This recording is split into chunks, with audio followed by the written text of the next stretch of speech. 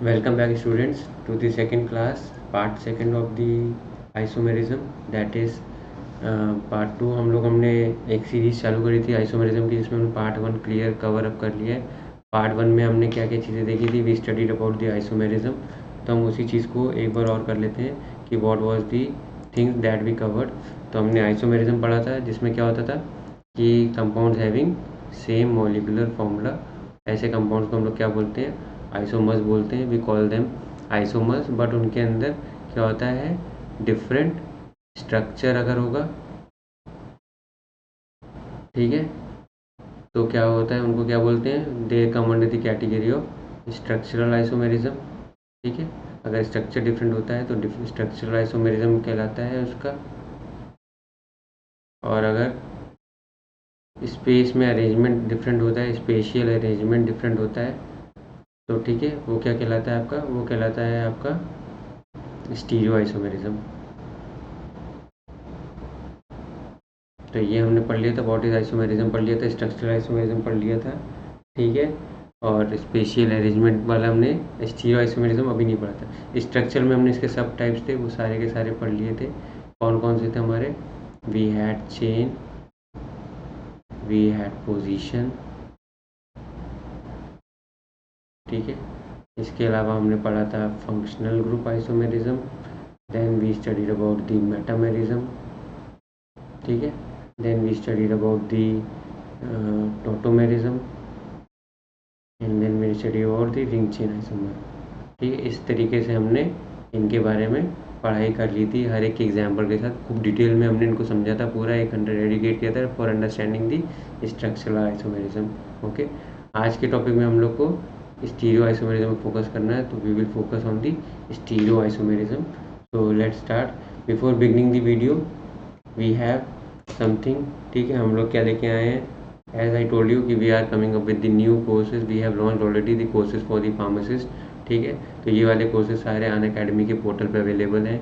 If you have this, if you are eager to join this course, you can join this course, ठीक है। Offers में चल रहे हैं by using my coupon code SHK10, मेरा code है SHK10, उसको करके आप इस वीडियो इनके इस कोर्सेज़ को आप सब्सक्राइब कर सकते हैं, बाय कर सकते हैं। इन कोर्सेज़ को बाय करने से you will get a chance to take the live classes plus courses जितने होते हैं, live classes, recorded lectures, you will be able to give the test, जो आपके नॉर्मल गेट टेस्ट होते हैं time to time regarding the syllabus of the pharmacist, वो आप दे सकते हैं, ठीक है। वहाँ पे आपको अपने आप को सेल्फ इवैल्यूएट कर सकते हैं। You can compete with the other people around India, जो भी लोग हैं वो आपके साथ, तो वो उनके साथ आप कम्पीट कर सकते हैं। You can see how you are scoring, कितनी टॉपिक्स आपके क्लियर हैं। सो काफ़ी डेडिकेटेड कोर्स है, that is for the pharmacist exam. अगर आपके फार्मासिस्ट से रिलेटेड कोई भी एग्ज़ाम क्लियर करना है, सो वहाँ के लिए आपका जो कोर्स का है वो कोर्स है ये आपका, जिसमें हम लोग जितनी भी relevant information related to pharmacy exam, जो सिलेबस होता है सिलेबस बेस्ड, उसकी तैयारी कराते हैं, आपके क्वेश्चंस की प्रैक्टिस कराते हैं, जो डायरेक्ट क्वेश्चंस उनमें पूछे जाते हैं। तो this is all we have the core in this course of Unlock AIMS Pharmacist and Unlock ZP Pharmacist Maharashtra, ठीक है। we have 2 courses right now going on। तो आपको अगर इनके लिए आपने फॉर्म भरा हुआ है, या आपको इनके अलावा भी किसी फार्मेसी एग्ज़ाम से रिलेटेड आपने एग्ज़ाम भरा है, या कोई एग्ज़ाम अपकमिंग है, so you can enrol for that as well. क्योंकि बिकॉज फार्मेसिस्ट एग्जाम्स में सिलेबस मोर और लेस आपका सेम ही रहता है, a bit of difference happens, तो जनरली वो तो कवर अप करवा देते हैं, बट कॉमन पॉइंट्स में तो आपका जो तैयारी वो आपकी पूरी तरीके से हो जाएंगी। उसके बाद तो फिर जो आपके साइड पॉइंट्स होते हैं, उन पे हम लोग साइड पॉइंट सिलेबस है, उनको हम लोग इंडिविजुअली उन एग्ज़ाम्स के अकॉर्डिंग क्लियर करते हैं।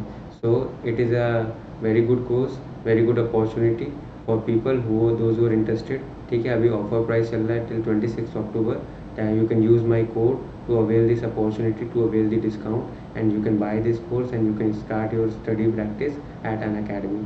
So if you haven't subscribed, please do subscribe, ठीक है। Please refer your friends, those are watching this video, जिनको पता है कि उनके friends those are eager keen to give exams for the pharmacist, government pharmacist के एग्ज़ाम देना चाहते हैं, share this video with them, share this slide with them, so that they can buy this course and they can avail the benefits of the course, and they can unlock their potential to grab this one of the seats in pharmacist with a good rank. So let's begin today's video. तो type of isomerism में हमने पढ़ लिए थे, 2 type के मैंने बता दिए हैं, ठीक है। स्ट्रक्चरल वर्सेस क्या है हमारा स्टीरियो, ठीक है। स्ट्रक्चरल को कर चुके हैं, आज हम लोग को स्टीरियो करना है। स्टीरियो को अगर मैं 2 बड़े पार्ट में डिवाइड करूँ तो एक आता है हमारा कॉन्फ़िगरेशनल, ठीक है, एक आता है हमारा कॉन्फॉर्मेशनल। कॉन्फॉर्मेशनल आपको बहुत जगह पे नहीं भी मिलता है, बट यहाँ पर मैं इसको डालूंगा, ठीक है। कॉन्फॉर्मेशनल, कॉन्फ़िगरेशनल की 2 अलग से फिर और सब टाइप्स होते हैं। एक होता है ऑप्टिकल, एक होता है ज्योमेट्रिकल।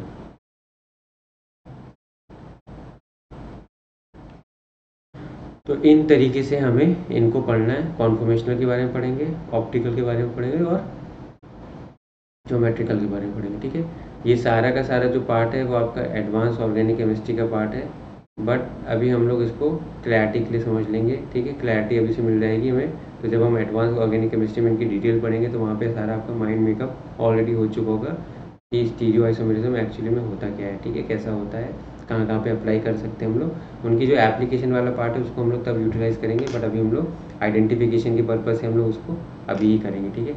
आज के इस वीडियो में हम लोग का जब ये टॉपिक कंप्लीट हो जाएगा, कुछ मैं क्वेश्चंस लेके आया हूँ, उन क्वेश्चंस को प्रैक्टिस करेंगे और इसके अलावा आप भी अपनी तरफ से क्वेश्चंस को प्रैक्टिस करेंगे, सो दैट आपके लिए भी ईजी रहेगा ये टॉपिक्स की अंडरस्टैंडिंग। क्योंकि एक बार क्वेश्चन जब प्रैक्टिस कर लेते हैं तब हमारा चीज़ें आसान हो जाती हैं, हमें कोई प्रॉब्लम नहीं होती चीज़ों को समझने में, ठीक है। सो लेट्स स्टार्ट स्टीरियो आइसोमेरिज्म, ठीक है। तो स्टीरियो आइसोमेरिज्म में क्या होता है आपका, मैंने डिवाइड कर दिया, ठीक है। तो हमारे कॉन्फॉर्मेशनल और कॉन्फ़िगरेशनल आइसोमर होते हैं। तो let's start with the configurational isomer, ठीक है।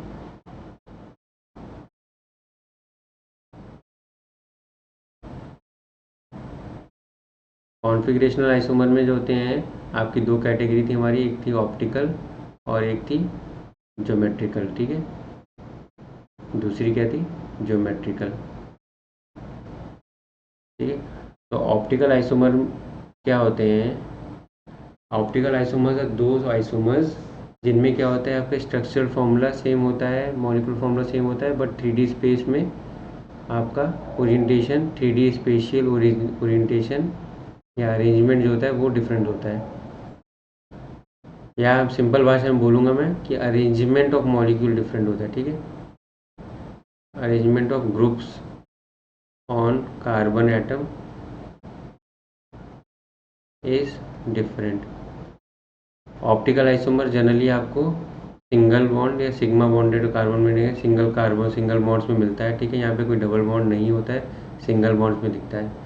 कहने का मतलब ये है कि इसके लिए पहली चीज़ कुछ हमारी कंडीशंस होती हैं ऑप्टिकल आइसोमर्स के लिए, ठीक है। ऑप्टिकल आइसोमेरिज्म शो करने के लिए कुछ कंडीशन होती हैं, तो वो कंडीशन क्या होती हैं अभी मैं पूरा समझाऊंगा डिटेल में कि ऑप्टिकल क्यों बोलते हैं, ऑप्टिकल का मतलब यहाँ पर क्या है।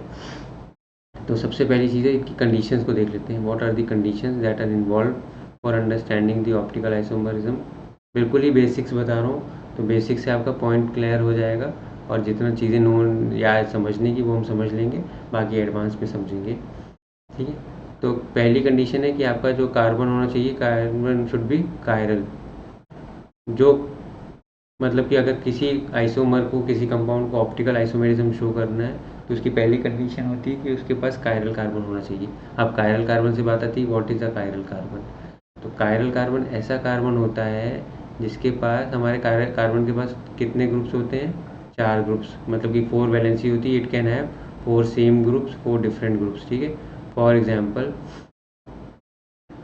ये है हमारे पास मीथेन, ठीक है, इसके चारों ग्रुप सेम है, तो ये आपका कायरल कार्बन नहीं बनता है, ठीक है।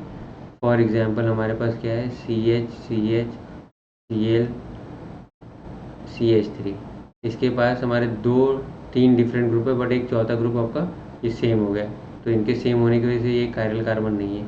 तो कायरल कार्बन ऐसा कार्बन होता है जिसके पास हमारे 4 अलग अलग ग्रुप होते हैं, ठीक है। चारों ग्रुप डिफरेंट होते हैं, ऐसे कार्बन को हम लोग क्या बोलते हैं, कायरल कार्बन बोलते हैं। उसको हम लोग स्टार से डिनोट करते हैं और वो आपका क्या कहलाता है, वो आपका ऑप्टिकल आइसोमेरिज्म कहलाता है, ठीक है। ऑप्टिकल आइसोमर्स देता है, ठीक है। ठीक है। ऑप्टिकल एक्टिविटी देने के लिए पहली रिक्वायरमेंट है कि वो आपकी जो कार्बन होता है वो आपका क्या होता है, कायरल होना चाहिए, उसके चारों ग्रुप डिफरेंट होते हैं। ये जो कार्बन जिनमें ग्रुप सेम होते हैं ऐसे कार्बन को हम लोग ए कायरल कार्बन बोलते हैं। ठीक है, we call them a chiral. तो जनरली जो डबल बॉन्ड्स होंगे, डबल बॉन्ड्स का मतलब है कि वो कार्बन दो बार उसी टाइप के कार्बन से अटैच्ड है या उसी टाइप के ग्रुप से अटैच्ड है। तो देर बार जैसे कि हमारा सी डबल बॉन्ड ओ होता है तो उसका मतलब है कि सी एक बार ओ है, सी एक बार ओ है।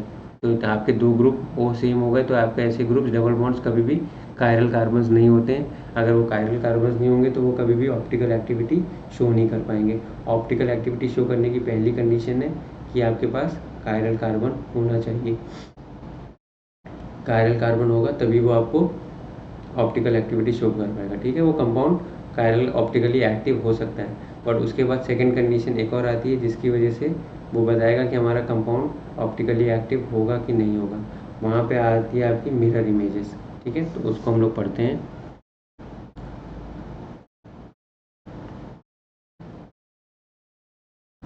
Optical isomerism.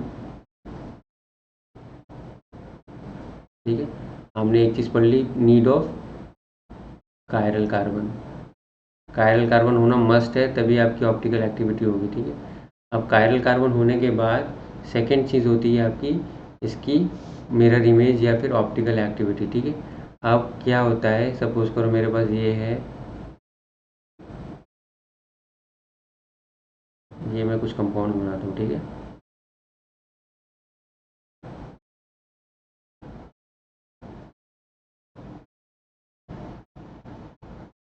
ये मेरा कार्बन है। ठीक है, मैंने कार्बन है, 4 वैलेंसी हैं जिसमें मैंने 4 ग्रुप लगाए हैं। एक को मैंने क्या दिखाया हुआ है, डार्क बॉन्ड से। ठीक है, वेज बॉन्ड से दिखाया है, और एक को मैंने डैश बॉन्ड से दिखाया है। तो आपका, और एक को नॉर्मल दिखाया है। ठीक है, तो आपके क्या होते हैं, जो डार्क बॉन्ड वाले होते हैं, डैश बॉन्ड वाले होते हैं, वो दिखाते हैं कि आपके ये वाला जो ग्रुप है ये आपका अबव द प्लेन है, टुवर्ड्स द रीडर है। ठीक है, अबव द प्लेन है।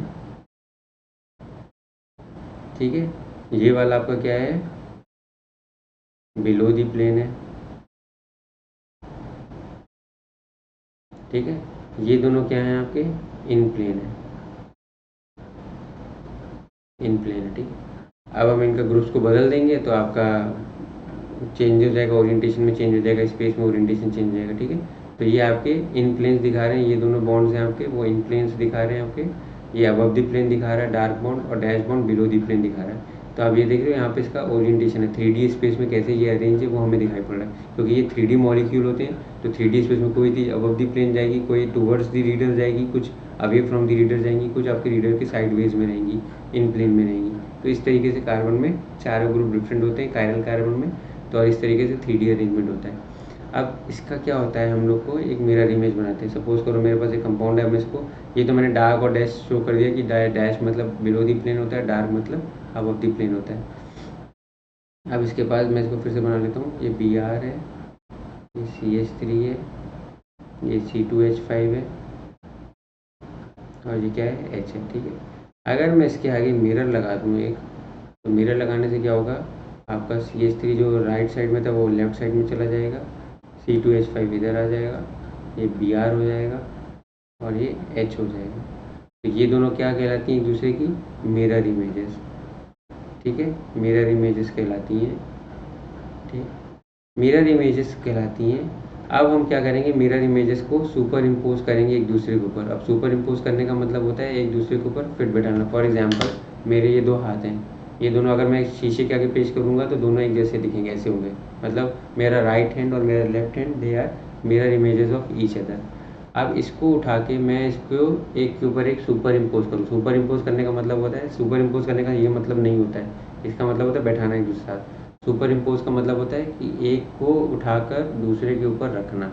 अगर मैं इन दोनों को सुपर इम्पोज करूँ तो क्या ये सिमेट्रिकल मॉलिक्यूल है? नहीं, ये सिमेट्रिकल नहीं है। आप देख सकते हो ये मेरे दो थंब है, वो आपके आउट ऑफ द प्लेन जा रहे हैं, दोनों अलग अलग डायरेक्शन में जा रहे हैं, एक दूसरे के ऊपर सुपर इम्पोज नहीं हो रहे हैं। ऐसे कंपाउंड्स जो एक दूसरे की मिरर इमेज हों बट वो एक दूसरे के ऊपर सुपर इम्पोज ना करें, ऐसे कंपाउंड्स आपके ऑप्टिकली एक्टिव कंपाउंड होते हैं, और वो क्या कहलाते हैं, इनैंशियोमर्स कहलाते हैं। ऐसे आइसोमर्स को हम लोग क्या बोलते हैं, इनैंशियोमर्स बोलते हैं, और वो क्या होते हैं, ऑप्टिकली एक्टिव होते हैं। अब हमारे दो वर्ड्स आए हैं, ठीक है।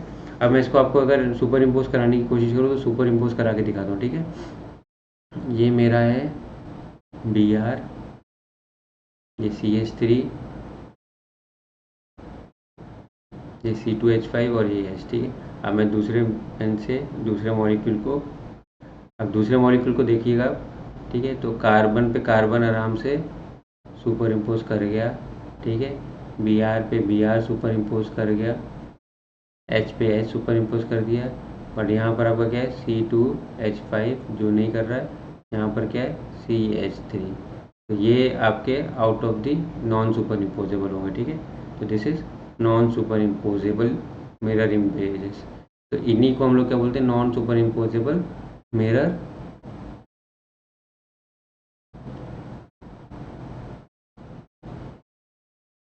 so we call them non superimposable mirror images। तो ये हमारी नॉन सुपरइम्पोजेबल इमेज। तो ये क्या होते हैं आपके ऑप्टिकली एक्टिव। अब यहाँ पर हम लोग 2-3 बार से इतनी देर से optical activity, optical isomer, optically active compounds, ये क्या मतलब होता है। तो ऑप्टिकली एक्टिव कंपाउंड ऐसे होते हैं कि हमारे पास एक लाइट होती है, प्लेन पोलराइज्ड लाइट। एक इंस्ट्रूमेंट होता है पोलैरीमीटर, वो क्या कर देता है, लाइट्स को प्लेन पोलराइज्ड में बनाता है। We have plane polarised light, मतलब कि वो एक डायरेक्शन में कन्वर्ट करता है। खूब सारी लाइट आती है, उसको हम लोग इस इंस्ट्रूमेंट से पास करा के एक डायरेक्शन में करवा देते हैं, ठीक है।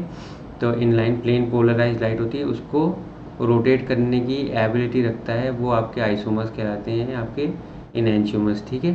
तो प्लेन पोलराइज्ड लाइट को रोटेट कर सकते हैं जो भी कंपाउंड, वो सारे कंपाउंड क्या होते हैं, ऑप्टिकली एक्टिव होते हैं, ठीक है। तो प्लेन पोलराइज को रोटेशन का मतलब है या तो वो उसको लेफ्ट डायरेक्शन में रोटेट कर देंगे या वो उसको राइट डायरेक्शन में रोटेट करेंगे, ठीक है। आइदर ऑफ द टू, या तो वो उसको लेफ्ट डायरेक्शन में रोटेट कर सकते हैं या वो उसको राइट डायरेक्शन में।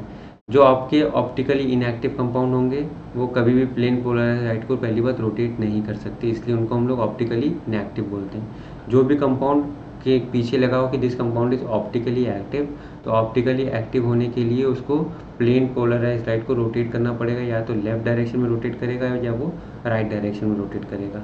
और ये जो रोटेट कर सकते हैं वो जनरली होते हैं आपके ऑप्टिकली एक्टिव कंपाउंड, जिनके लिए पहली कंडीशन क्या होनी चाहिए कि वो आपका जो कार्बन क्या होना चाहिए, कायरल कार्बन होना चाहिए, तभी वो प्लेन पोलराइज लाइट को रोटेट कर पाएगा। उसके अंदर, उस कंपाउंड के अंदर एक कायरल कार्बन ज़रूर होना चाहिए। ऐसा नहीं है कि कोई कंपाउंड हो उसके अंदर सारे कायरल कार्बन होंगे तभी वो ऑप्टिकली एक्टिव होगा।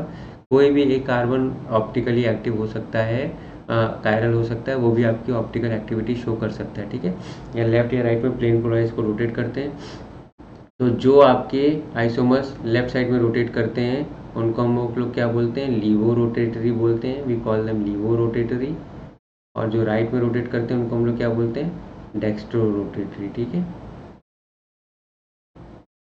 तो we call them laevo rotatory और ये आपके डेक्स्ट्रो रोटेटरी होते हैं, ठीक है। तो आपके जो optically active non super imposable mirror images थे आपके, ठीक है, आपके नॉन, उनको हम लोग क्या बोलते हैं, वी कॉल देम इनैंशियोमर्स, ठीक है। तो इनैंशियोमर्स आपके दो टाइप के होंगे, ठीक है। एक आपका एल होगा, एक आपका डी होगा, डेक्स्ट्रो होगा, और एक आपका लीव होगा। एक प्लेन पोलराइज को लेफ्ट साइड में रोटेट कर रहे होंगे, एक प्लेन पोलराइज को राइट साइड में रोटेट कर रहे होंगे। जो एल वाला होता है उसको जनरली एस से डिनोट करते हैं, जो डी वाला होता है उसको हम लोग आर से डिनोट करते हैं। तो हमने सारे 2-3 कॉन्सेप्ट को एक साथ मर्ज कर दिया, ठीक है। पहली चीज़ हम लोग समझ लेते हैं कि इसको एक बार मैं लेज़र कर दूँ, ठीक है। हमने ऑप्टिकल आइसोमेरिज्म समझ लिया कि ऑप्टिकल आइसोमेरिज्म में बात है, ऑप्टिकल का मतलब है कि ऑप्टिकल एक्टिविटी होना, ऑप्टिकली एक्टिव होना या ऑप्टिकली इनएक्टिव होना। ऑप्टिकल एक्टिव होने का मतलब है कि प्लेन पोलराइज लाइट को रोटेट करना, या तो लेफ्ट डायरेक्शन में या राइट डायरेक्शन में। लेफ्ट में रोटेट करने वाले आइसोमर्स को लीवो रोटेटरी बोलते हैं, राइट में रोटेट करने वाले को हम लोग डेक्स्ट्रो रोटेटरी बोलते हैं। उसके बाद क्या होता है, ये हो गया। तो हमारा इसके लिए पहली चीज़ क्या होती है कि कायरल कार्बन होना चाहिए। कायरल कार्बन का मतलब जिसके ऊपर चारों ग्रुप डिफरेंट लगे होंगे, ऐसे कार्बन हमारे कायरल कार्बन कहलाते हैं। तो पहली चीज़ बन जाती है कि हमें पहला आइडेंटिफिकेशन करना होता है कि हमारा कायरल कार्बन है या नहीं है, किसी कंपाउंड में हमारा कायरल कार्बन है कि नहीं है। अगर कायरल कार्बन है तो वो वाला आपका कितना, उसके बाद वो आपका ऑप्टिकली एक्टिव हो सकता है या फिर ऑप्टिकली इनएक्टिव हो सकता है। सेकेंड पॉइंट में कि अगर वो non super imposable mirror images बना रहा होगा तो ये एल या डी बोलेंगे उसको, ठीक है। या तो लेफ्ट साइड वो रोटेट करेगा या वो राइट साइड रोटेट करेगा पीपीएल को। तो लेफ्ट साइड वालों को जनरली लीवो रोटेटरी बोलते हैं या फिर एस बोलते हैं। सिनिस्टर मतलब एस का मतलब सिनिस्टर होता है। डेक्स्टो रोटेटरी उसमें आर का मतलब रेक्टस होता है, ठीक है। ये इनके कॉन्फॉर्मेशन आपके नेमिंग सिस्टम में आते हैं, सिनिस्टर या आर। तो इनके आपको कुछ कंपाउंड के पीछे आपको आर या एस पहले लिखा पड़ जाएगा आपको, आर या एस। तो समझ जाना कि वो आपका ऑप्टिकली एक्टिव कंपाउंड होगा, वो प्लेन पोलराइज लाइट को राइट साइड में रोटेट कर रहा होगा या प्लेन पोलराइज लाइट को लेफ्ट साइड में रोटेट कर रहा होगा। तो इस तरीके से हम लोग उनको कर सकते हैं, ठीक है। तो ये हो गया हमारा ऑप्टिकल आइसोमेरिज्म, ठीक है। इसके बाद नेक्स्ट है, ये हो गया। अब इसमें हमें कुछ चीज़ें हैं वो समझनी है। कुछ चीज़ों में क्या समझना है हमें, कुछ एग्जांपल्स देखते हैं तब हमें थोड़ा सा और क्लियर मिलेगा, ठीक है। फॉर एग्जांपल मेरे पास ये कंपाउंड है,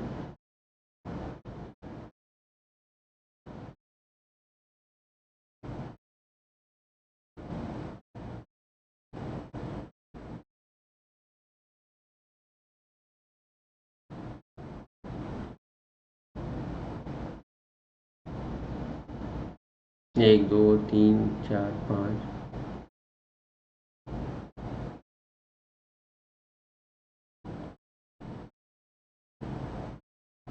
ठीक है। ये मेरा ग्लूकोज का मॉलिक्यूल है, ठीक है। तो आप इसमें देखिए, तो ये इसको मैं अगर और इसे डिनोट करूँ तो ये कार्ब, ठीक है, एल्डिहाइड ग्रुप लगा, ठीक है। तो ये वाला जो कार्बन है, अब हम देखते हैं। हमें सबसे पहली चीज़ है कि आइडेंटिफाई करना पड़ता है कायरल कार्बन कौन सा है, ठीक है हमारा।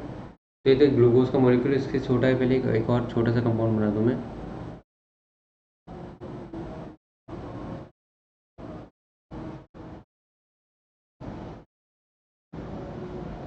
ठीक है। ये मैंने ग्लिसरॉल्डिहाइड का मॉलिक्यूल बना दिया। अब इसमें देखिए 3 कार्बन है हमारे पास, वी हैव 1 2 एंड 3। अब आप पहले कार्बन को देखिए, पहले कार्बन में दो, एक तो डबल बॉन्ड लगा हुआ है एल्डिहाइड का। तो डबल बॉन्ड जहाँ पे आ जाता है वो आपका ऑप्टिकली वो क्या होता है, वो वाला कार्बन आपका कायरल कार्बन रहता नहीं है, ठीक है। तो that carbon will not be a chiral carbon, तो ये आपका नहीं है कायरल कार्बन, ठीक है। थर्ड वाले में भी आपको देख रहे हो कि एक तरफ ओ एच लगा हुआ है, एक तरफ दो तरफ एच लगे हुए हैं, एक तरफ इतना बड़ा ग्रुप लगा हुआ है। तो यहाँ पे दो एच होने की वजह से ये भी आपका एक कायरल हो गया। इस कार्बन में देखो, एक तरफ एच लगा है, एक तरफ ओ एच लगा है, एक तरफ सी एच ओ लगा है, एक तरफ सी एच टू लगा है।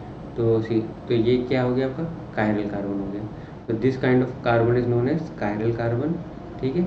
तो यहाँ पे कायरल कार्बन है तो ये आपका ऑप्टिकली एक्टिव होगा, ठीक है। ऑप्टिकली एक्टिव का मतलब है कि आर और एस में से कोई ना कोई होगा।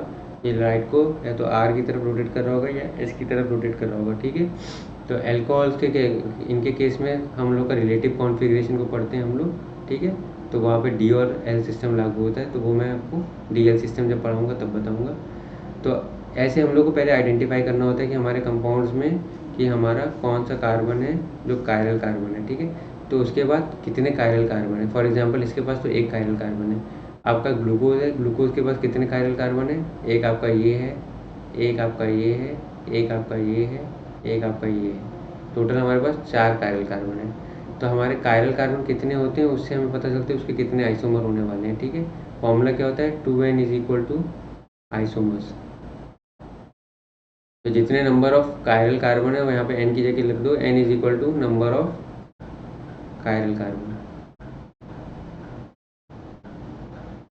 तो जिसमें आपका n कायरल कार्बन हो गया तो 2n, जब फॉर एग्जांपल अगर 2 की पावर 1 n की पावर 1 है तो आपके 2 आइसोमर होंगे, ठीक है। जनरल केस में हमारे जिसमें n 1 होता है तो 2 आइसोमर्स होते हैं। आपका इसमें 2 की पावर 4 है तो 2 की पावर 4 का मतलब कितने होते हैं आपके 16 आइसोमर्स। 2 की पावर 4 का मतलब ये है 16 आइसोमर्स है हमारे पास, ठीक है। तो इस कंपाउंड के आपके 16 आइसोमर्स हो सकते हैं, 16 ऑप्टिकली एक्टिव आइसोमर्स हो सकते हैं, ओके। तो दिस इज अबाउट कि आइसोमर्स हो गए, ऑप्टिकल एक्टिविटी हो गई। तो ऑप्टिकल आइसोमर्स जो आते हैं आपके जनरली क्या होते हैं, आपके होते हैं इनैंशियोमर्स, ठीक है। और आपके क्या होते हैं डायस्टीरियोमर्स, और आपके होते हैं मीजो कंपाउंड्स, ठीक है। तो अभी हम इनकी डिटेल नहीं पढ़ेंगे, बस हम नाम जान रहे हैं कि ऑप्टिकल एक्टिव कंपाउंड्स क्या होते हैं। आपको इतना पता होना चाहिए कि जो हमारा ऑप्टिकल आइसोमेरिज्म है वो क्या हो रहा है, ऑप्टिकल आइसोमेरिज्म में क्या हो रहा है हमारा। So we are having this, ये टाइप ऑफ कॉन्फ़िगरेशनल आइसोमर है, ठीक है। कॉन्फ़िगरेशन में चेंज हो रहा है, कॉन्फ़िगरेशन में एक राइट तरफ जा रहा है, एक लेफ्ट तरफ जा रहा है, उसकी वजह से जो कॉन्फ़िगरेशनल आइसोमर हो रहा है, तो कॉन्फ़िगरेशन में चेंज की वजह से ऑप्टिकल आइसोमर है। ऑप्टिकल में मतलब ऑप्टिकली एक्टिव होंगे।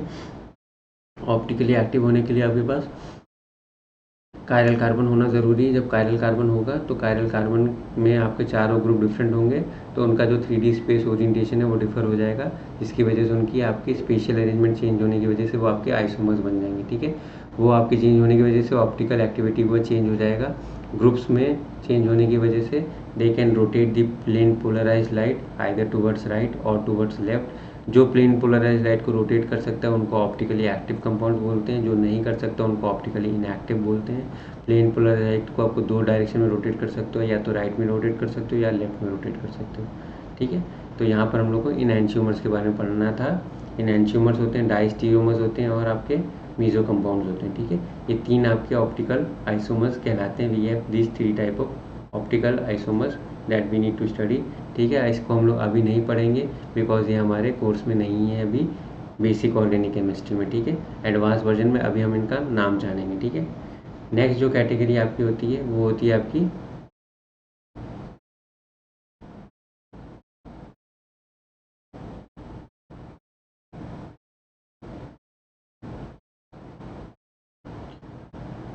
वो कैटेगरी आपकी होती है ज्योमेट्रिकल आइसोमेरिज्म की, ठीक है। ज्योमेट्रिकल आइसोमेरिज्म में आपका स्पेशियल अरेंजमेंट चेंज हो रहा है, सेम चीज़ है आपका, ठीक है। स्पेस में अरेंजमेंट चेंज हो रहा है, spatial arrangement changing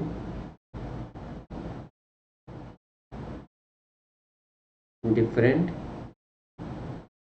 around A double bond. यहाँ पे आपका डबल बॉन्ड होना बहुत ज़रूरी है, around A double bond. Optical activity के लिए हमने पढ़ा था, ऑप्टिकल आइसोमेरिज्म में हमारा क्या था, आपका कॉन्फ़िगरेशनल जो आइसोमेर था उसमें आपका क्या हो रहा था कि आपका सिंगल बॉन्ड से, ठीक है। कहने का मतलब है कि यहाँ पर आपका डबल बॉन्ड होना ज़रूरी है, ठीक है। यहाँ पर ए और बी दो ग्रुप है, यहाँ पर भी आपका ए और बी होंगे, ठीक है। तो आप ए और बी ऐसे लग सकते हैं, दो कार्बन है, दोनों में दो डिफरेंट ग्रुप्स लगे हुए हैं, ठीक है, तभी तो मॉलिक्यूलर फॉर्मूला सेम बनेगा। तो दोनों तरफ जो ग्रुप्स हैं वो सेम होने चाहिए और वो सेम डायरेक्शन में हो। अगर ये दोनों, ये क्या अबव द प्लेन बता रहा है, ये बिलो द प्लेन बता रहा है। इस कार्बन में ये अबव द प्लेन बता रहा है, ये आपका बिलो द प्लेन बता रहा है। तो अगर दोनों सेम हो सकते हैं और दोनों डिफरेंट हो सकते हैं, या फिर वो अपने आप को ऐसे कर सकते हैं, एक में अबव हो सकता है, एक में बिलो हो सकता है। तो आपके ऐसे कंपाउंड्स जिसमें दोनों सेम ग्रुप सेम साइड में होते हैं तो उनको क्या बोलते हैं हम लोग, सिस बोलते हैं। और जिसमें डिफरेंट होते हैं उनको हम लोग क्या बोलते हैं, ट्रांस बोलते हैं। तो we have cis and we have trans, ठीक है। तो आपके ज्योमेट्रिकल आइसोमर दो टाइप के होते हैं, या तो सिस होंगे या ट्रांस होंगे, ठीक है। फॉर एग्जाम्पल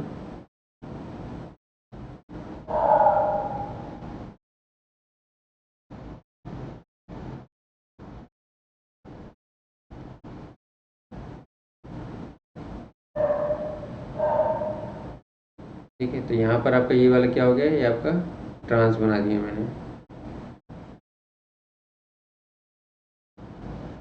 ठीक है, ये ट्रांस बना दिया।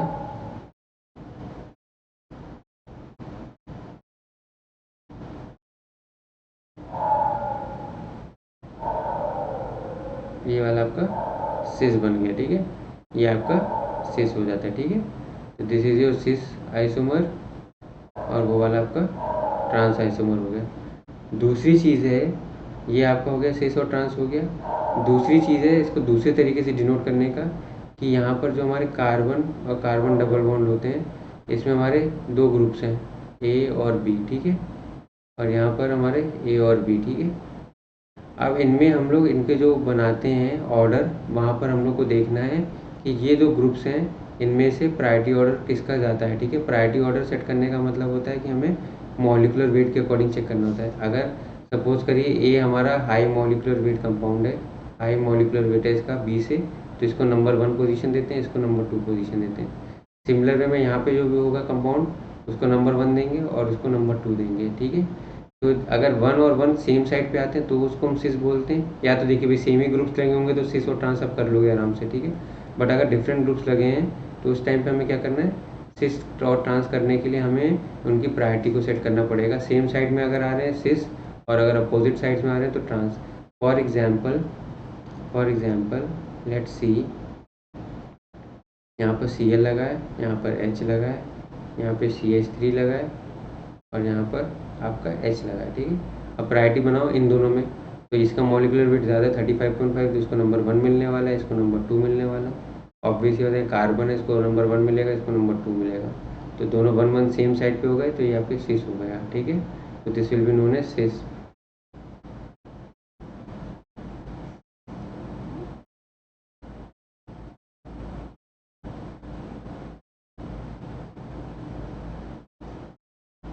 ठीक है। ब्रोमो और क्लोरो है तो ब्रोमो का वेट ज़्यादा होता है तो ब्रोमो को नंबर 1 मिलेगा, क्लोरो को उसको 2 मिलेगा। यहाँ पे CH3, यहाँ पे C2H5 है तो CH3 को 2 नंबर मिलेगा क्योंकि छोटा है एल्काइल ग्रुप, मिथाइल है, ये इथाइल है। 1 1 अपोजिट साइड चले गए, 2 2 अपोजिट साइड चले गए तो ये आपका ट्रांस बन गया। तो ये आपके ज्योमेट्रिकल आइसोमर्स होते हैं जिनमें आपका ग्रुप्स का अरेंजमेंट क्या हो रहा है, आइदर चेंज हो रहा है स्पेस में, ठीक है, या तो अबव द प्लेन जा रहे हैं या बिलो द प्लेन जा रहे हैं, ठीक है। Different bond special arrangement around A double bond, तो यहाँ पे आपका डबल बॉन्ड का होना ज़रूरी है। There is need of double bond, तभी आप सिस और ट्रांस कर सकते हो, अदरवाइज सिस और ट्रांस नहीं कर सकते हो। दूसरी चीज़ इसमें हमें समझने वाली है कि जो सिस होता है इसको जनरली हम लोग जेड फॉर्म बोलते हैं, जूजामैन बोलते हैं, और जो ट्रांस होता है उसको हम लोग एंड गैगन बोलते हैं, ई से डिनोट करते हैं, ठीक है। या तो वो ट्रांस लिखा होगा वहाँ पे क्वेश्चन में या आपका ई लिखा होगा, तो ई या ट्रांस हो सकता है या सिस या जेड हो सकता है। तो इन तरीक़ों से आप क्या कर सकते हो, यू कैन डू अबाउट कि you can understand the geometrical isomerism. तो ये दो आपके टाइप के कॉन्फिगरेशनल आइसोमेरिज्म है, ठीक है। हमने दोनों आइसोमेरिज्म को अच्छे से पढ़ लिया। We have studied the geometrical isomerism, जो कहाँ पे हो रहा है, अराउंड डबल बॉन्ड हो रहा है। ऑप्टिकल वाला कहाँ हो रहा है, अराउंड सिंगल बॉन्ड हो रहा है, ठीक है। तो डिफरेंट ग्रुप्स के अरेंजमेंट हो रहे हैं अराउंड सिंगल बॉन्ड, तो ऑप्टिकल आइसोमेरिज्म कहलाता है। अगर वो डबल बॉन्ड के अराउंड होता है तो वो क्या कहलाता है, आपका ज्योमेट्रिकल आइसोमेरिज्म कहलाता है। तो these are the 2 configurational isomers, ठीक है। हमने कॉन्फिगरेशनल आइसोमर्स है, इनके हमें ये दोनों के दोनों पढ़नी है, ठीक है। ठीक है, तो ऑप्टिकल एक्टिव हमारे पढ़ ली सारे कंपाउंड्स, रेसिमिक मिक्स, ये एनैंशियोमर्स, मीजो कंपाउंड, डायस्टीरियोमर्स, ये सब पढ़ लिया। ज्योमेट्रिकल में हमने सिस और ट्रांस या ई और जेड ये पढ़ लिया है। अब हमारे पास एक आता है कॉन्फॉर्मेशनल आइसोमर्स, तो वो क्या होता है उसको एक बार और समझ लेते हैं।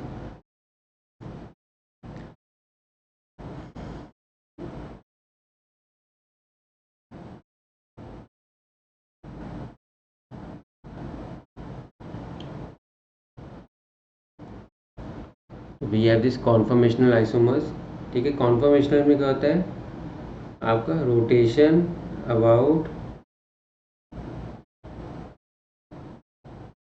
CC सिंगल बॉन्ड, ठीक है। हम कार्बन, 2 कार्बन है सपोज करिए, एक कार्बन के पीछे एक कार्बन लगा हुआ है, तो ये वाला जो रोटेशन अगर मैं करा रहा हूँ तो एक को फिक्स करके एक को फिर पाइवट कर दो और दूसरे को घुमाते चले जाओ। तो फॉर एग्जांपल इसके अलग अलग ग्रुप हैं, ठीक है, ठीक है। इस पर कोई ग्रुप लगाओ ClH, तो अब ये घूमते जाएंगे तो ये रोटेट करते जाएंगे तो हर बार रोटेशन में आपको नया नया कंपाउंड मिलता जाएगा, ठीक है।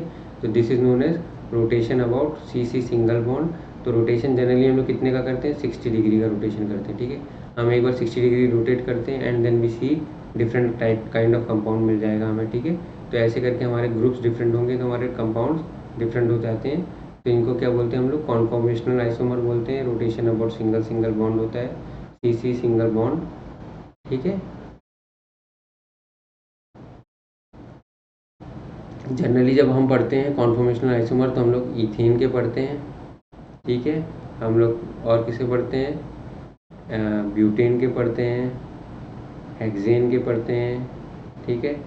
साइक्लोहेक्सेन के पढ़ते हैं, ठीक है। साइक्लोहेक्सेन होता है उसके पढ़ते हैं, तो उसके पढ़ते हैं। तो हमें पढ़ता है 2-3 फॉर्म आती है हमारे पास, 2-3 कॉन्फॉर्मेशन आती है। We get staggered conformation, staggered, skewed, ठीक है, एक्लिप्स्ड, तो ये सारे, ठीक है। एक के पीछे एक ग्रुप आ जाते हैं। तो हमने ये पढ़ा हुआ था कि इसमें क्या होता है,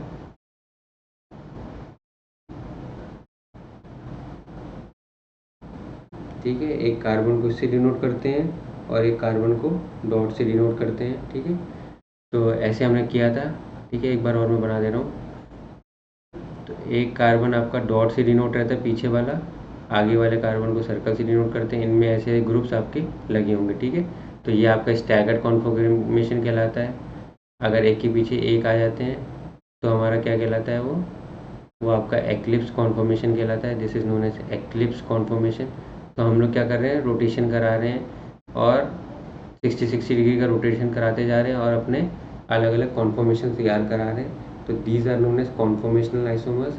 कॉन्फॉर्मेशनल आइसोमर्स का मतलब होता है कि हम लोग सी सिंगल बॉन्ड के अराउंड रोटेट कर रहे हैं।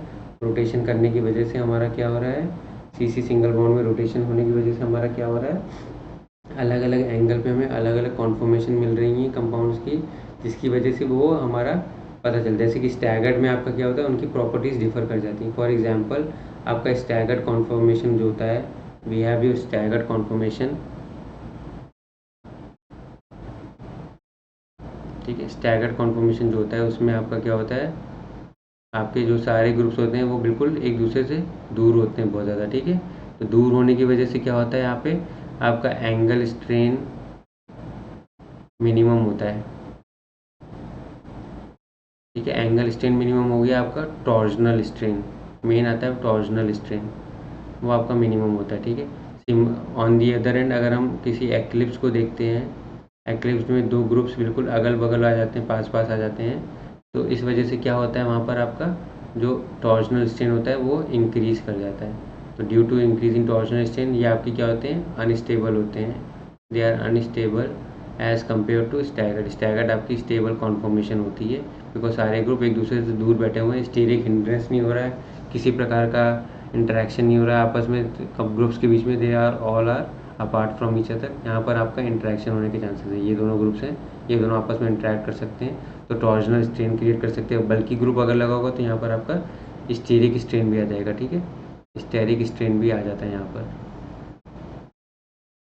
तो दिस इज़ लाइक, तो इस तरीके से हम लोग अपने कॉन्फॉर्मेशंस को घुमा सकते हैं, अपने ग्रुप्स को घुमाकर रोटेट कर सकते हैं, and then we can form the conformational isomers. तो दीज आर नोन एज आपके कॉन्फॉर्मेशनल आइसोमर्स। तो आई होप क्लियर होगा ये कॉन्फॉर्मेशनल आइसोमर्स। इनमें कोई डाउट है आपको? Is there any doubt in conformational isomers? मुझे नहीं लगता कोई डाउट आएगा। तो अभी हमने क्या कर लिया है,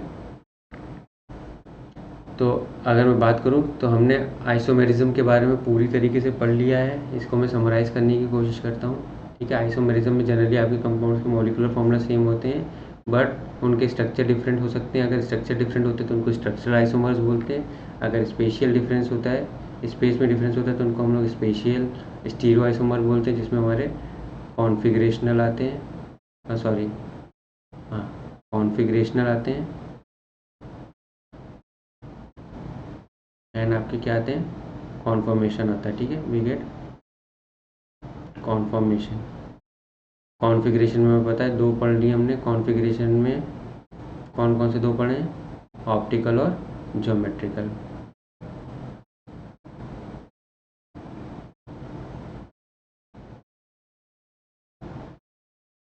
ठीक है, तो ये हमने टाइप ऑफ आइसोमर्स पढ़ लिए हैं, हर एक का एग्जांपल देख के समझ लिया है। ठीक है, चेन में हमने क्या पढ़ा है कि ब्रांचिंग वर्सेस स्ट्रेट चेन होती है। पोजीशन में position of functional group change हो जाती है, फंक्शनल ग्रुप में आपके फंक्शनल ग्रुप चेंज हो जाते हैं।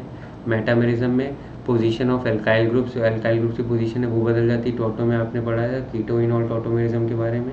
रिंग चेन में एक साइक्लिक कंपाउंड होगा, साइक्लो एल्कीन वर्सेस एल्कीन, जो आइसोमर होता है वो आपका क्या कहता है, रिंग चेन आइसोमर कहलाता है।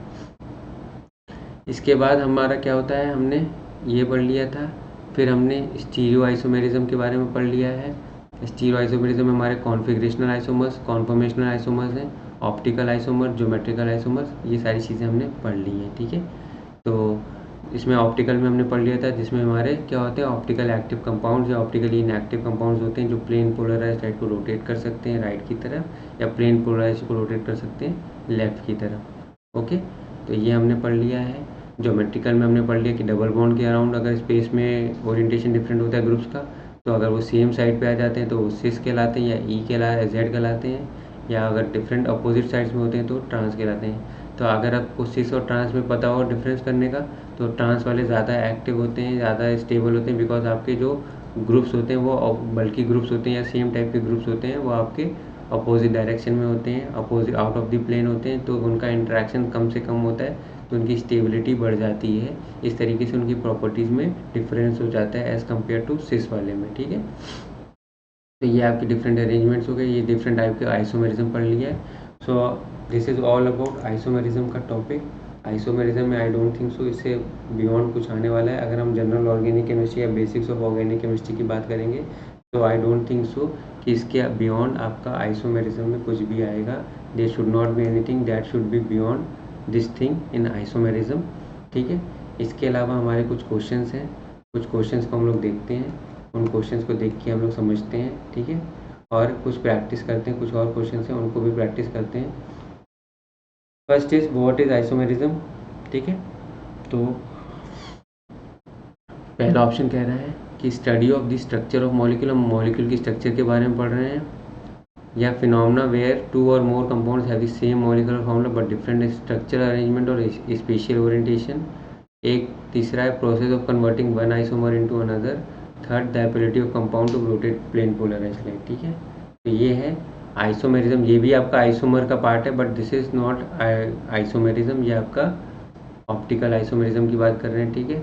यहाँ पे हम लोग आइसोमर्स को कन्वर्ट करने की बात कर रहे हैं, ठीक है। यहाँ पे हम लोग स्टडी ऑफ स्ट्रक्चर, यहाँ पे हम लोग स्ट्रक्चर नहीं, हम लोग आइसोमेरिज्म में या तो स्पेशियल ओरिएंटेशन को पढ़ते हैं या हम लोग उसके स्ट्रक्चरल अरेंजमेंट को पढ़ते हैं। और जनरली हम लोग क्या पढ़ते हैं, ऐसे कंपाउंड्स को पढ़ते हैं जिनके मॉलिक्यूलर फॉर्मूला सेम होते हैं बट स्ट्रक्चर डिफरेंट होता है या स्पेस में ओरिएंटेशन डिफरेंट होता है। तो हमारा राइट ऑप्शन जो बनता है इस क्वेश्चन का, हमारा राइट ऑप्शन बनता है आइसोमेरिज्म का, कि this is the phenomena where two और more compounds have the same molecular formula but have different structural arrangement और special orientation of the atom, ठीक है। वहाँ पे आपका मॉलिक्यूलर फॉर्मूला सेम होगा बट आपके स्ट्रक्चर डिफरेंट होंगे या आपका स्पेस में ओरिएंटेशन डिफरेंट होगा, ठीक है। तो क्लियर होना चाहिए, ऐसे ही क्वेश्चंस आपको आते हैं तो आपको ऐसे क्वेश्चंस में क्लैरिटी बनी होनी चाहिए, ठीक है। सेकेंड है आपका which type of iso involve different connectivity और arrangement of atoms in a molecule, ठीक है। अब इनमें आपका अरेंजमेंट ऑफ मॉलिक्यूल्स किस तरीके से डिफरेंट होते हैं, ठीक है। तो जनरली अगर देखो ज्योमेट्रिक हो गया या कॉन्फॉर्मेशनल हो गया, उसमें आपकी 3D स्पेस की बात करते हैं इन दोनों में हम लोग, ठीक है। आपका स्पेस में ओरिएंटेशन डिफरेंस कर रहे हैं। तो ऑटोमेरिज्म में भी ये काम करते हैं, बट एज अ होल देखा जाए स्ट्रक्चरल आइसोमर होते हैं, वो आपकी मेन कैटेगरी बनती है। तो इसका जो राइट आंसर बनेगा वो हमारा स्ट्रक्चरल आइसोमर बनेगा, क्योंकि हम लोग क्या कर रहे हैं, वहाँ पे हम लोग कनेक्टिविटी को चेंज कर रहे हैं, ठीक है। हम डिफरेंट टाइप से उसको ओरिएंट करने की कोशिश कर रहे हैं, हम उसके स्ट्रक्चर को चेंज कर रहे हैं, ठीक है। अरेंजमेंट ऑफ एटम हो गया हमारा। यहाँ पे अगर 3D स्पेस की बात करते हैं, अगर 3D ओरिएंटेशन की, तब हम लोग ज्योमेट्रिक या कॉन्फॉर्मेशन को टिक करते हैं, पर यहाँ पे 3D स्पेस की बात नहीं कर रहे हैं। तो we will directly talk about structural isomerism. यहाँ पे हम बात करेंगे स्ट्रक्चरल आइसोमेरिज्म की, ठीक है, कि we have this structural isomerism. इनमें क्या हो रहा है आपका, we have a different connectivity और arrangement of atom in a molecule that is known as structural isomerism. Clear है, इसका आंसर बाकी कोई और नहीं है, सिर्फ और सिर्फ हमारा स्ट्रक्चरल आइसोमेरिज्म बनेगा। नेक्स्ट है, अब देखो इसमें आ गया क्लियर कि we have what type of isomerism is exhibited by molecules with the same connectivity of atoms, ठीक है। आप ये देखो सेम कनेक्टिविटी, लास्ट वाले क्वेश्चन में आपकी डिफरेंट कनेक्टिविटी है। सेम कनेक्टिविटी मतलब होने का मतलब है कि कार्बन के अराउंड जो अरेंजमेंट है वो सेम होना चाहिए, आपके ग्रुप सेम होने चाहिए। यहाँ पे आपके कार्बन के अराउंड कनेक्टिविटी डिफरेंट हो रही है, चेंज हो रही है, जिसकी वजह से आपकी स्ट्रक्चरल आइसोमेरिज्म में आपकी स्ट्रक्चर डिफरेंट हो जा रहा है, ठीक है। यहाँ पर आपका सेम कनेक्टिविटी है, सेम कनेक्टिविटी का मतलब है वहाँ पे आपका कार्बन के अराउंड स्ट्रक्चर आपका सेम है, बस आपका 3D में ओरिएंटेशन चेंज हो रहा है। अब 3D में जब ओरिएंटेशन चेंज हो रहा है हमारा, तो हमने तो भाई क्या क्या, तो हमारा जो स्ट्रक्चरल आइसोमेरिज्म है वो आपका पूरी तरीके से गलत हो जाएगा, क्योंकि वहाँ पे आपका डिफरेंट कनेक्टिविटी होती है, ठीक है। अब हमारा ये भी हमने पढ़ा था भाई 3D में तो ये भी होता है, ये भी होता है, ये भी होता है। अब इनमें से राइट ऑप्शन क्या आंसर बनेगा, इसमें से राइट ऑप्शन बनेगा हमारा ऑप्टिकल आइसोमेरिज्म।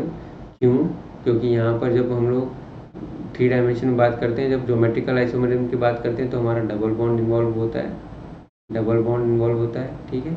और कॉन्फॉर्मेशनल आइसोमर में हम लोग क्या कर रहे हैं हम लोग इसको स्पेस में तो कर रहे हैं, बट हम लोग जो होगा वहाँ पे हम सी सी सिंगल बॉन्ड के अराउंड रोटेशन कर रहे हैं, ठीक है। यहाँ पे रोटेशन हो रहा है आपका, ठीक है, सी सी सिंगल बॉन्ड के अराउंड। तो जब भी आपको कॉन्फॉर्मेशन के बारे में क्वेश्चन आएगा तो वहाँ पे सी सी सिंगल बॉन्ड के अराउंड रोटेशन लिख के आएगा। जब भी आपका ज्योमेट्रिकल आइसोमेरिज्म आएगा तो वहाँ पे आपका सिस और ट्रांस के या लिख के आएगा या डबल बॉन्ड के अराउंड लिख के आएगा, ठीक है। जब भी ऑप्टिकल आइसोमर आएगा तो वी हैव 3D स्पेस में ओरिएंटेशन डिफरेंट आएगा, ठीक है, ऑप्टिकल एक्टिविटी डिफरेंट हो जाएगी आपकी, ठीक है।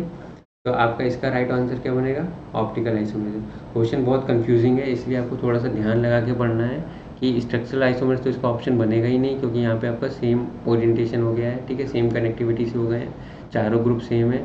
बट ज्योमेट्रिकल आइसोमर के केस में यहाँ पे डबल बॉन्ड होना ज़रूरी, तो क्वेश्चन में उसको डबल बॉन्ड मेंशन करना पड़ेगा, ठीक है। अगर वो कॉन्फॉर्मेशनल आइसोमर दे रहा है तो वहाँ पे उसको 3 CC बॉन्ड के अराउंड रोटेशन शो करना पड़ेगा, CC बॉन्ड के अराउंड उसको रोटेशन शो करना पड़ेगा। और ऑप्टिकल आइसोमर है तो वो नॉर्मल ऑप्टिकल आइसोमर। तो ये जो अरेंजमेंट है आपका, ये जो डेफिनेशन है वो आपकी ऑप्टिकल आइसोमरिज्म की आएगी। तो यहाँ पर हमारा ऑप्टिकल आइसोमर राइट ऑप्शन बनेगा। ये तीनों भी राइट ऑप्शन है, बट ये इनकम्प्लीट क्वेश्चन की वजह से इसको मैं भी चूज़ नहीं कर रहा हूँ, क्योंकि यहाँ पे हमने क्वेश्चन में डबल बॉन्ड नहीं मेंशन किया और CC बॉन्ड का रोटेशन नहीं मेंशन किया। ये दोनों मेंशन कर देते तो हमारा हो जाता, ठीक है।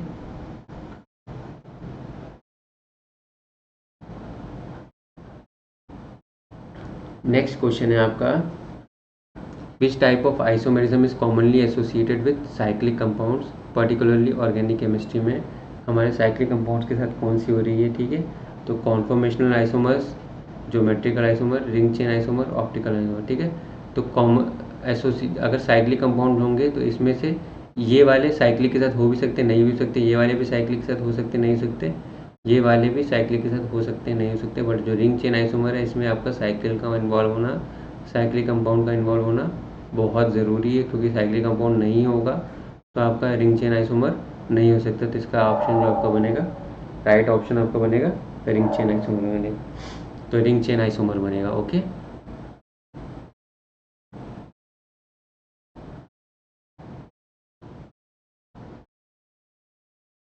What is the term used to describe non super imposable mirror images of each other? तो इसमें आपके ज्योमेट्रिक आइसोमर्स कहलाते हैं, वो कॉन्फॉर्मेशनल आइसोमर कहलाते हैं, स्टीरियो आइसोमर कहलाते हैं, या स्ट्रक्चरल आइसोमर कहलाते हैं, ठीक है। तो इसमें जो ऑप्शन है ज्योमेट्रिक तो नहीं बनेगा, क्योंकि वो नॉन सुपर इम्पोजेबल वाली बात नहीं होती, कॉन्फॉर्मेशनल नहीं बनेगा, स्ट्रक्चरल नहीं बनेगा। स्टीरियो आइसोमर्स बनेगा, उसके अंदर भी आपका स्पेशल कौन सी कैटेगरी होती है आपकी, एनैंशियोमर्स की।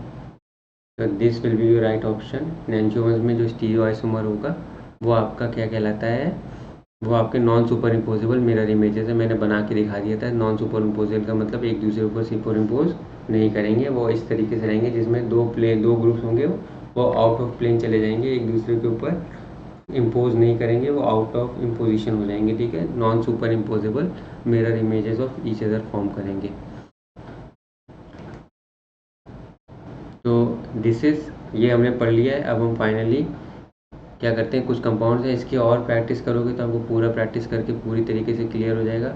अब लास्ट के 3-4 मिनट में हम लोग फटाफट से क्या कर लेते हैं, let us conclude isomerism. Isomerism का टॉपिक हमारा जनरल ऑर्गेनिक केमिस्ट्री का पूरा होता है। We complete the topic of isomerism. हमने आइसोमेरिज्म को समझ लिया है। कभी भी कोई भी आपसे पूछेगा आइसोमेरिज्म क्या होता है तो आपको तुरंत बोलना है कि molecular formula same but structural formula या 3D स्पेस में ओरिएंटेशन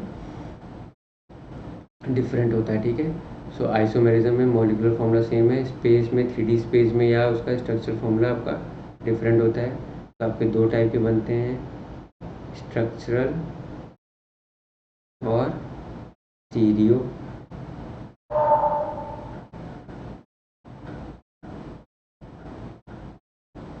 एक आपका स्ट्रक्चरल आइसोमेरिज्म होता है और एक आपका क्या होता है, स्टीरियो आइसोमेरिज्म होता है। स्ट्रक्चरल में आपका क्या होता है, इसको मैं इस साइड ले जाता हूँ।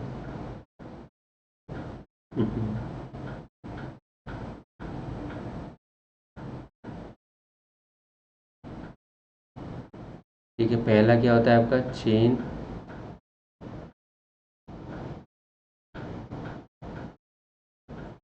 दूसरा क्या होता है आपका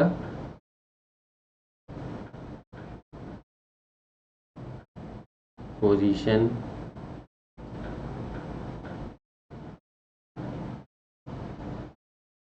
तीसरा क्या होता है आपका फंक्शनल ग्रुप,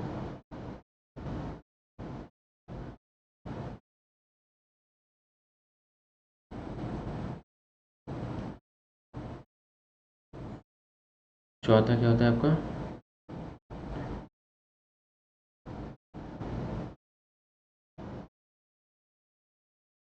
फिर क्या होता है आपका टॉटोमेरिज्म, फिर क्या होता है आपका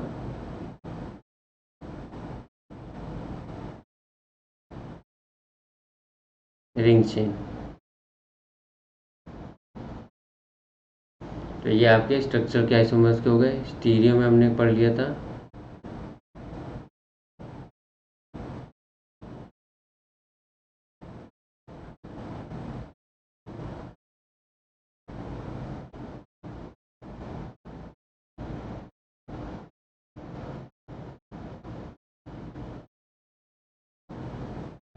कॉन्फ़िगरेशनल में 2 पढ़े थे हमने।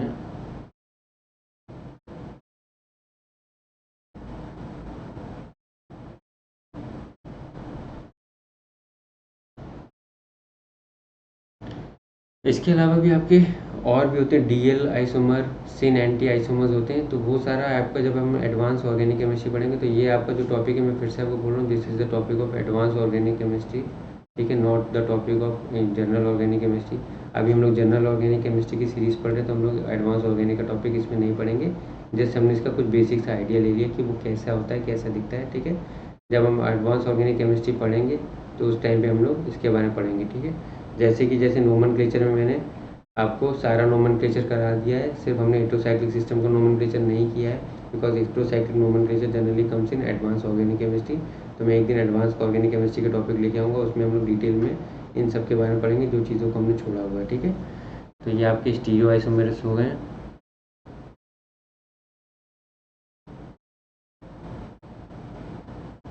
चेन में हमें पता है, ठीक है, straight chain versus branch chain, ये आपका एग्जांपल में यहाँ पे फंक्शनल ग्रुप की पोजीशन,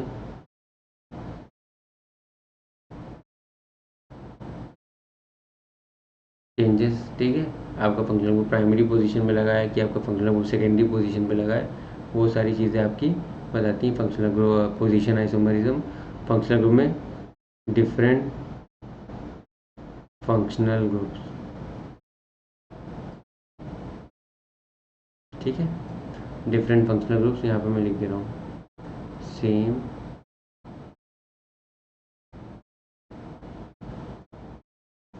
आपका मॉलिक्यूलर फॉर्मूला सेम है कंपाउंड्स में।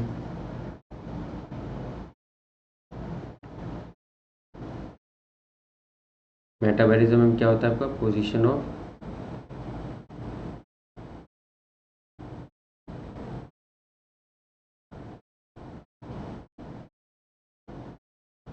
टॉटोमेरिज्म में हमने क्या पढ़ा था, कीटोइनॉल। टॉटोमेरिज्म क्या पढ़ा था, रिंग चेन में cyclic compound versus aliphatic compound,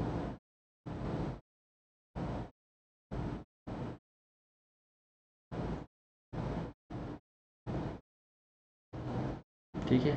फिर आपका स्टीरियो में कॉन्फ़िगरेशन में ऑप्टिकल ज्योमेट्रिक, ऑप्टिकल में ऑप्टिकल एक्टिविटी,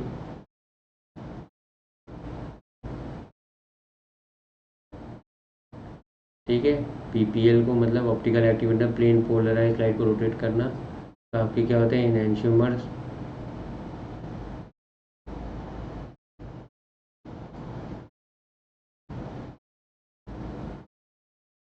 ठीक है। एक मीजो कंपाउंड होते हैं, मीजो कंपाउंड आपके ऑप्टिकली इनएक्टिव होते हैं, ठीक है, वो प्लेन पोलराइज लाइट को रोटेट नहीं कर सकते, उनके अंदर इनबिल्ट चेंजेस हो जाते हैं, इसकी वजह से वो प्लेन पोलराइज को रोटेट नहीं कर सकते हैं, ठीक है। They can not rotate plane polarise light, वो आपके प्लेन पोलराइज लाइट को रोटेट नहीं कर सकते हैं। Then we have geometric isomerism, ठीक है। तो ज्योमेट्रिक आइसोमेरिज्म में हमारा क्या होता है, ज्योमेट्रिक आइसोमेरिज्म में हमारा क्या होता है, what we have in geometric isomerism, cis trans, ठीक है, हमारे पास क्या होता है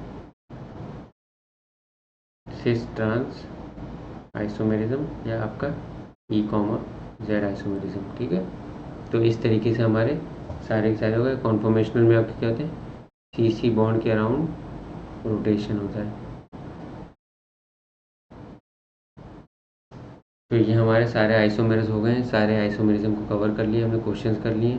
अब मैं जाने से पहले बस एक दो क्वेश्चन आपसे पूछूंगा, then you all are free to go, आप जा सकते हैं। और यहाँ पे मैं वीडियो को एंड कर दूंगा। तो पहले तो मुझे ये बताना है कि ये कौन सा आइसोमेरिज्म है।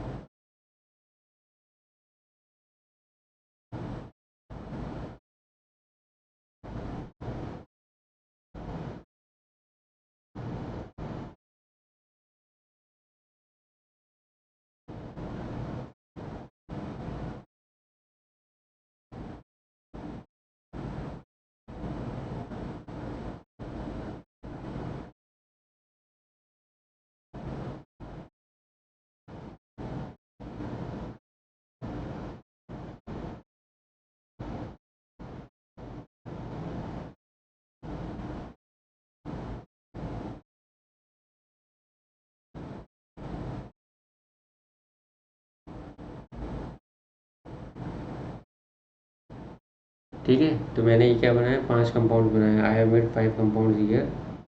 ठीक है, 1 2 3 4 5। इसमें से हमें आइडेंटिफाई करने हैं पेयर ऑफ आइसोमर्स। जो आइसोमर्स के पेयर हैं उनको आइडेंटिफाई करना है। तो पेयर ऑफ आइसोमर्स को आइडेंटिफाई करो।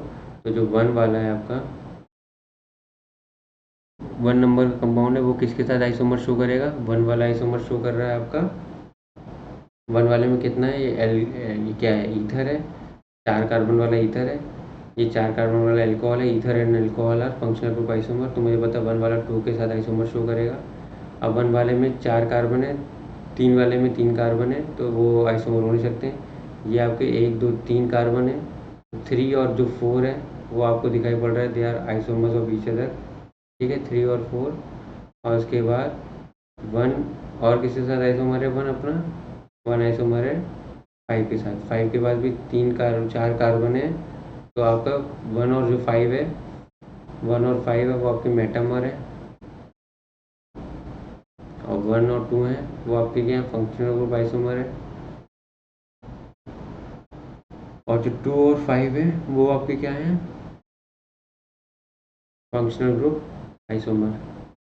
तो ऐसे करके डिफरेंट पेयर्स में आपका आ सकता है कि they can ask you in different pairs में डिफरेंट डिफरेंट कंपाउंड्स हैं, उनका क्या क्या आइसोमेरिज्म है।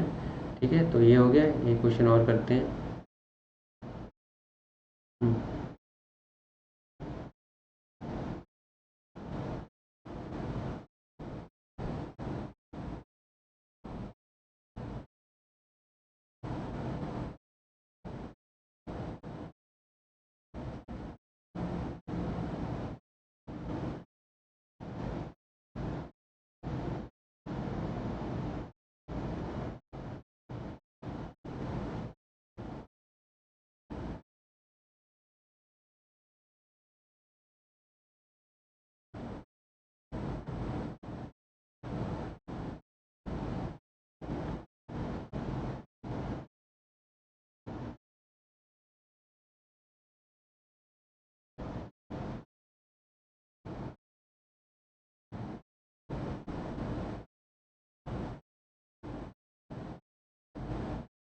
ठीक, अब इनमें से हमें identify the pair of isomers, ये 5-6 कंपाउंड्स दे देंगे, इनमें से आपको आइडेंटिफाई करना है पेयर ऑफ आइसोमर्स के। ठीक है, आइसोमर्स के पेयर हैं, उनको आइडेंटिफाई करना है और उनको बताना है आपको कौन से इसमें से आइसोमर्स हैं आपके। ठीक है, तो देख लेते हैं हम लोग। ये आपका साइक्लोएल्केन है, ये बेंजीन है, ये साइक्लोप्रोपेन है, ये साइक्लोप्रोपीन है, ये प्रोपेनॉल है, ये फिर आपका बेंजीन आ गया, और ये आपका एल्कीन है। ठीक है, तो हमें दिख रहा है यहाँ पर कि ये और ये आपस में क्या है, आइसोमर है, बिकॉज एक रिंग है, एक चेन है। ये साइक्लोएल्कीन है, ये आपका सिंपल एल्कीन है।